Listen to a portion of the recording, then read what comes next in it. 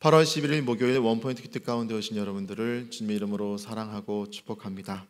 오늘 하나님께서 우리에게 주시는 말씀은 베드로전서 3장 13절에서 22절까지의 말씀입니다. 베드로전서 3장 13절에서 22절까지의 말씀 다 같이 한 목소리로 합독하도록 하겠습니다. 또 너희가 열심으로 선을 행하면 누가 너희를 해하리요? 그러나 의를 위하여 고난을 받으면 복 있는 자니 그들이 두려워하는 것을 두려워하지 말며 근심하지 말고 너희 마음에 그리스도를 주로 삼아 거룩하게 하고 너희 속에 있는 소망에 관한 이유를 묻는 자에게는 대답할 것을 항상 준비하되 온유와 두려움으로 하고 선한 양심을 가지라. 이는 그리스도 안에 있는 너희의 선행을 욕하는 자들로 그 비방하는 일에 부끄러움을 당하게 하려 함이라. 선을 행함으로 고난 받는 것이 하나님의 뜻일진데 악을 행함으로 고난 받는 것보다 나으니라. 그리스도께서도 단번에 죄를 위하여 죽으사 의인으로서 불의한 자를 대신하셨으니 이는 우리를 하나님 앞으로 인도하려 하심이라. 육체로는 죽임을 당하시고 영으로는 살리심을 받으셨으니 그가 또한 영으로 가서 옥에 있는 영들에게 선포하시니라.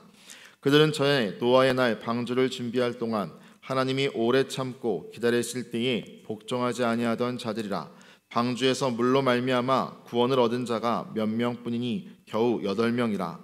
물은 예수 그리스도께서 부활하심으로 말미암아 이제 너희를 구원하는 편이 곧 세례라. 이는 육체의 더러운 것을 제하여 버림이 아니요 하나님을 향한 선한 양심의 간구니라. 그는 하늘에 오르사 하나님 우편에 계시니 천사들과 권세들과 능력들이 그에게 복종하느니라. 아멘. 이 시간 선한 양심으로 사는 신자라는 제목으로 담임 목사님께서 큐티 인도해 주시겠습니다. 할렐루야. 네, 오늘도 특별히 또 목요일을 맞아서 우리 베드로전서 3장 13절과 22절을 우리 묵상합니다. 여기서 표제어가 선한 양심으로 사는 신자, 마지막 때에 우리에게 가장 중요한 것은 핍박도 있고 환난도 있고 문제도 있고 도전도 있다. 이게 세상의 현실이다. 그런데 고난이라고 하면 베드로 사도는 두 가지를 얘기합니다. 첫째는 선을 행함으로 받는 고난이에요. 자, 우리가 애매한 고난. 자, 우리는 불의한 일을 하지 않았음에도 불구하고 이 세상 자체가 이미 사단이 지배하는 것이기에 공격적인 고난이 올 수가 있어요. 물론 이제 사단이 지배를 하지만 그리스도가 머리를 밟아서 믿는 자에게는 날마다 승리가 보장돼 있습니다. 그걸 전제로 하는 겁니다. 그러나 두 번째 고난은 악을 행함으로 받는 고난이에요. 이건 징계적 고난이고 이것은 어쩌면 이 세상을 하나님의 일반 원칙 가운데 어떤 평균 수준의 윤리와 도덕과 그리고 하나의 공의를 이루는 그런 의미에서 허락된 고난이에요. 그러니까 두 번째 고난 같은 경우에는 사실 어디 탓할 수도 없고 마땅히 달게 받아야만 또 합니다. 그러면 심지어 악을 행한 자에게도 큰 유익이 있어요. 왜?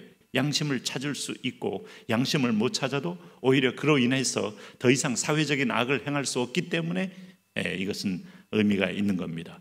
그런데 선을 행함으로 받는 고난은 낭망을 주기도 하고 또 때로는 의문을 던지기도 하고 하나님께 의심까지 할 수 있는 아주 위험한 고난 중에 하나예요.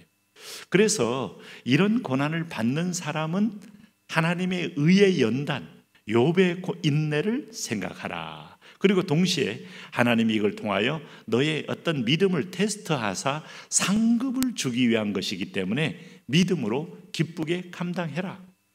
이걸 위해서 하나님이 크게 보여야 하는 영적인 준비를 해야 되기 때문에 베드로처럼 오늘 예수님께서 심각한 감람산의 십자가 지시기 그 앞에 목전에 두고 사망의 잠을 자지 말고 항상 깨어있어 기도하라. 그러면 애매한 고난의 의미를 내가 깨닫는 순간에 더 이상 시험에 들지 않을 수 있습니다. 오늘 성경은 여기서 13절에 또 너희가 열심으로 선을 행하면 누가 너희를 해하리요? 그러나 의를 위하여 고난을 받으면 복 있는 자라 그랬어요. 여러분, 복이라는 것은 완전히 세상 개념이 아닙니다. 자, 우리 마태복음 7장에 예수님의 팔복, 또 누가복음 7장에 예수님의 7화, 다 의미가 있어요. 5장에서 7장 사이에 있죠.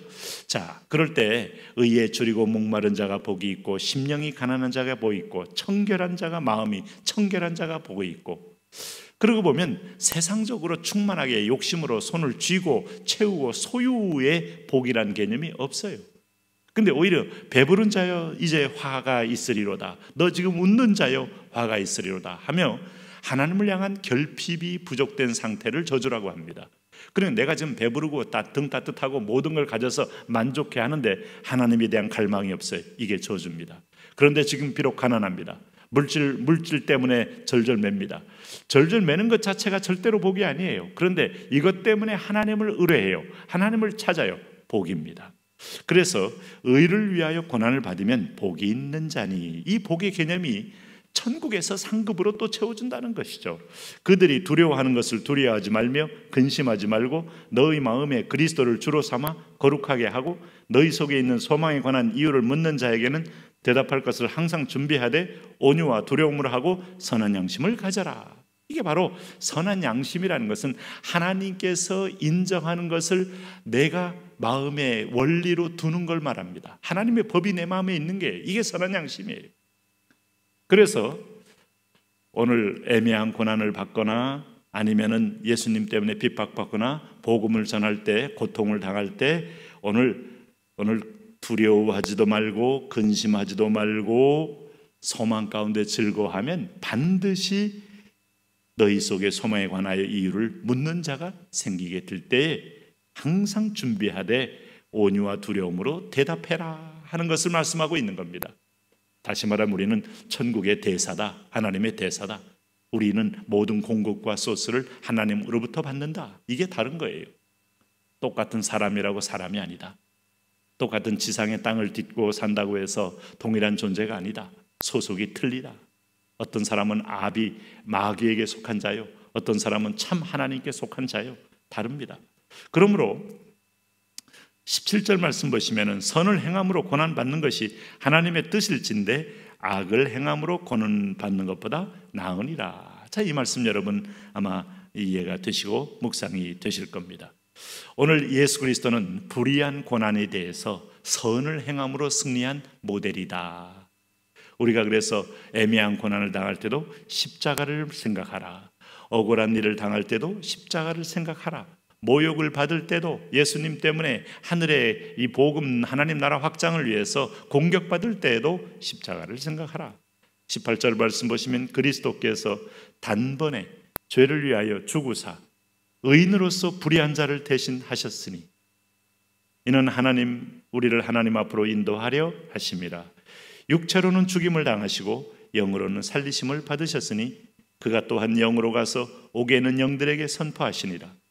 그들은 전에 노아의 날 방주를 준비할 동안 하나님이 오래 참고 기다리실 때 복종하지 아니하는 자들이라. 방주에서 물로 말미암아 구원을 얻은 자가 몇 명뿐이니 겨우 8명이라.